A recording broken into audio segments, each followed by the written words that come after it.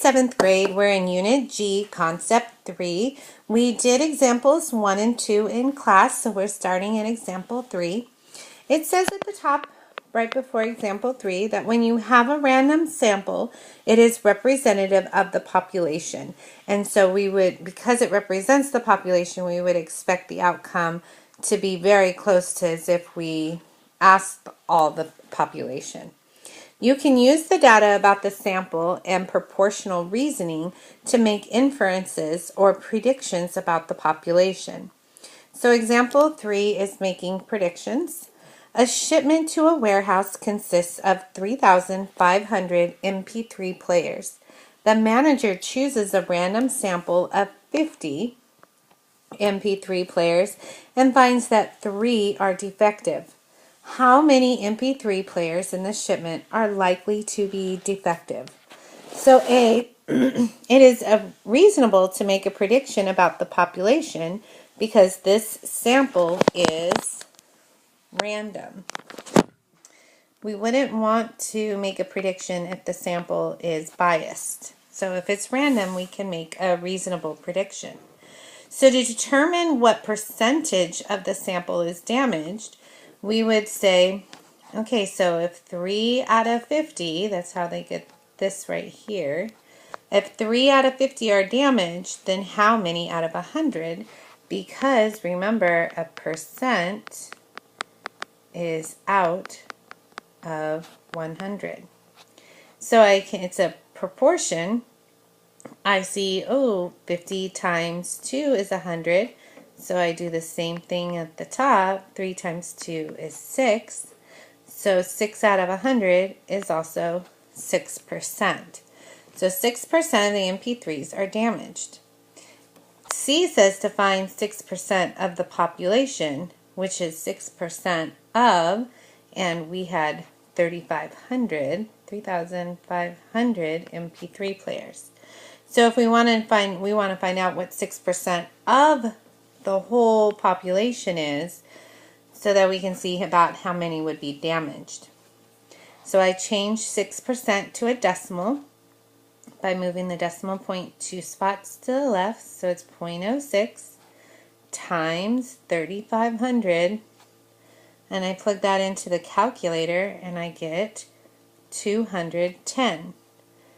So about 210 of the MP3 players I would expect to be defective. D says you could also set up a proportion to make a prediction. So defective MP3s in the sample and the size of the sample is equal to the defective MP3s in the population out of the size of the population. So if 3 are defective out of 50, then we expect 210 to be defective out of 3,500. So based on the sample, you can predict that 210 MP3s in the shipment would be defective. Okay, on the next page you have a try this. I want you to press pause, read it, and try and see if you can do the problem without me first. Then press play and see how you did. So press pause. Alright, so the answer was we would expect about 420 damaged MP3 players. So what I did is I set up a proportion first. Well, the sample was still 50, so if 6 out of 50 were damaged, then how many out of 100 to get my percent? So I multiplied 50 by 2 and then 6 by 2. So 12% was damaged. So 12% of 3,500 would be 0.12 times 3,500, which is 420. The reflex says, how could you use estimation as a way to see if your answer is reasonable? Well, we could think that 6 is a little less than 10% of 50. So 6% is a little less than 10% of 50, and 10% of 3,500 is easy. That's just dropping a 0. That's 350. And so I can see that 420 is a little more. So that would make sense. Okay, under that problem we have where it says a store gets a shipment of 1,000 light bulbs, right here, 1,000 light bulbs, and 200 of which are defective upon arrival. The store's manager does not know this. She wants to predict the number of defective light bulbs by testing a sample of the shipment. So for example 4, we're going to generate a small sample. The manager will want to use a random sample to represent the entire shipment. One way to simulate a random sample is to use a graphing calculator to generate random integers. And so this is one type of calculator that can do this. To simulate picking out random light bulbs between 1 and 1,000, you can press the math button, scroll right and select the PRB button, then select 5, and it will give us this RANDINT. So if you have a graphing calculator, you could try this. And it says, and then you enter the smallest value, a comma, and the largest value. And then hit enter to generate some random numbers. So graphing calculators can just give you some random numbers. In this specific case, what showed up here, we wanted to enter 1 and 1,000 because there are 1,000 light bulbs in the shipment. The numbers that are generated will each represent bulbs in the shipment. And so let numbers 1 to 200 represent bulbs that are defective,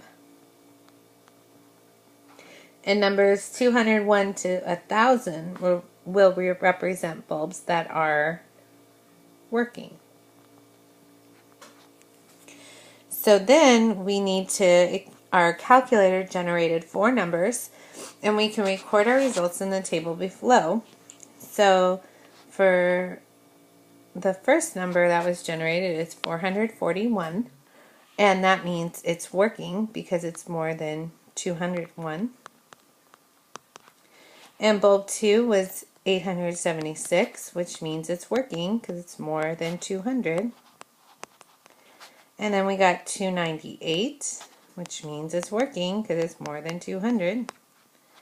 And we got 678, which means it's working because it's greater than 200. So based on this sample, how many defective light bulbs should the manager expect to find in the shipment? Well, based on what we found out is she would not expect to get any defective light bulbs. So she would not expect to get any defective light bulbs because our random numbers did not bring any up. And then the reflect says, you and your classmates have generated multiple samples. Compare your results to those of your classmates, and how do your predictions compare? So we cannot do this because we're not in the classroom right now. Okay, but now to generate a larger sample, it says to repeat the process, this time collect a sample of 20 light bulbs on a separate sheet of paper, copy the table from 4, and record your results in the table. And based on this sample, how many defective light bulbs should the manager expect to find in the shipment? So, again, this is something that because number 4 we didn't do, we weren't in class to do, we can't generate all the samples. But what I do want you to be able to answer is 5B, which says something we need to understand is the larger the sample size, the more people we put into the sample size, or the more the information we get, the smaller the variability will be. So thus larger samples give better results. So we don't always, if we want to have a sample size and we're like, we don't want to do a lot of work and we only take one sample size, it's not going to give you a good result. So what we would have found in the class, if everybody had done this with a graphing calculator, we would have found the more we got, the better our results.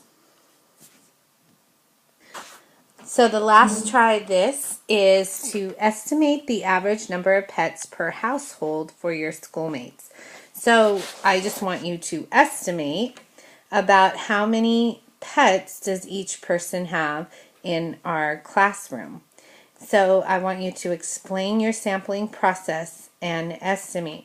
So explaining your sampling process, explain to me how you're going to pick how many are you going to choose to ask, and how are you going to choose the people you ask. So we have a class of 25, that's our population. I do not want you to think about asking all 25. I want you to think what would be a good number to ask and how you're going to choose the people to ask. And that's what you're going to write for the try this. And then go ahead and estimate what you think the average number of pets per household would be. We're going to use that information to finish on the next page, 5D, where we compare our estimates with what the class actually has. So we are finished with the video. You can find the page that has our summary questions and hot question. Answer those, and then we'll talk about this problem in class tomorrow. See you then.